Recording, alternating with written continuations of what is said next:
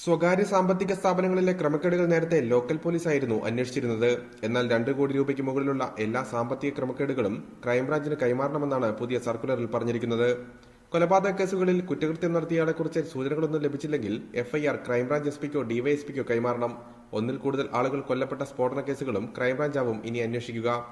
15 ദിവസം കഴിഞ്ഞിട്ടും അന്വേഷണ പുരോഗതിയില്ലാത്ത കൊലപാതക കേസുകൾ ലോക്കൽ പോലീസ് ക്രൈംബ്രാഞ്ചിന് കൈമാറണമെന്നും സർക്കുലറിലുണ്ട്. 5000 ലിറ്ററിൽ കൂടുതൽ സ്പിരിറ്റ് പിടികൂടിയാൽ അന്വേഷണ ചുമതല ക്രൈംബ്രാഞ്ചിനാവും. കഞ്ചാവ് ഒഴികെയുള്ള മയക്കുമരുന്നുകൾ സംബന്ധിച്ച അന്വേഷണ ചുമതലയും ലോക്കൽ പോലീസിൽ നിന്നും ക്രൈംബ്രാഞ്ചിലേക്ക് എത്തും. അന്തർ സംസ്ഥാന ബന്ധമുള്ള പെൺവാണിഭ കേസുകളും ക്രൈംബ്രാഞ്ച് അന്വേഷിക്കും. സംസ്ഥാന സർക്കാരിന്റെ കീഴിലുള്ള വിവിധ വകുപ്പുകളിലെ ആയുധങ്ങൾ മോഷണം പോയാലും അന്വേഷണ ചുമതല ക്രൈംബ്രാഞ്ചിനാകും. CI റാങ്കിന് മുകളിലുള്ള പോലീസ് ഉദ്യോഗസ്ഥർ ഉൾപ്പെട്ട കേസുകളുടെ അന്വേഷണ ചുമതലയും ക്രൈംബ്രാഞ്ചിന് കൈമാറണമെന്നും സർക്കുലറിൽ നിർദ്ദേശമുണ്ട്. എന്നാൽ വാഹനാപകട കേസുകൾ ഇതിൽ ഉൾപ്പെടില്ല. പുതിയ സർക്കുലറിലെ നിർദ്ദേശങ്ങൾ നടപ്പിലായാൽ ലോക്കൽ പോലീസിന്റെ ജോലിഭാരം പകുതിയായി കുറയും. PL കിരൺ, മീഡിയ 1, കൊല്ലം.